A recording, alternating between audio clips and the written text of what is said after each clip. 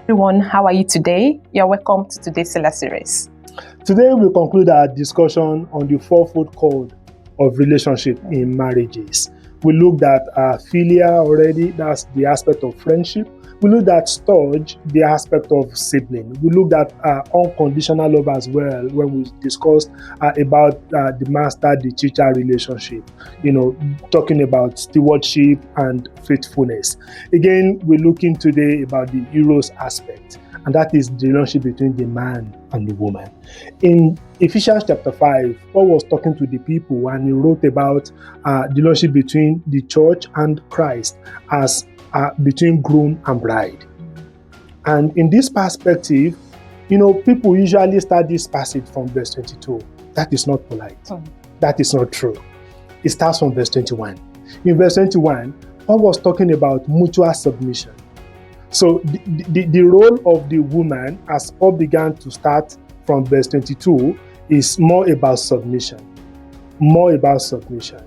But then, in verse 21, he also spoke about the role of submission from both, which means the man still has the duty of submission also to his wife. Mutual accountability. But more importantly, the type of love that Paul was talking about in that passage regarding men, it's actually the kind of love that you actually feel under pressure to actually love in that way. That Christ loved the church, that he gave himself for it. Self-sacrificial love. That type of love, it has so much in it. A love that can die for your family. We've seen many great men do that for their family. Not in the literal sense of it, but in their sacrifices. We've seen women doing that for their family. Everything all summed up together.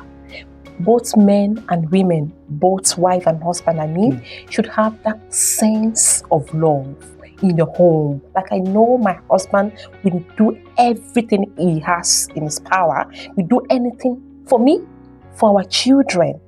Thank you for the vote of confidence. And I'm just saying now, like, I can do anything. My husband should have that confidence anywhere he goes, that I can do anything for him and for my children and for our siblings, like extended family. That kind of love is what is expected in marital relationship. It's hard, but we will get there. It's not a kind of love that you get there after marriage, but like after wedding, but then gradually we'll get there. As you build friendship, as you build confidence, as you improve on your communication, as you sink into each other, and don't forget, like we started with, I think on day 3 or day 4, as you grow together, grow into each other, we will get there. Yeah, we'll all get there by God's grace. We'll see you tomorrow. See you. Bye. Bye.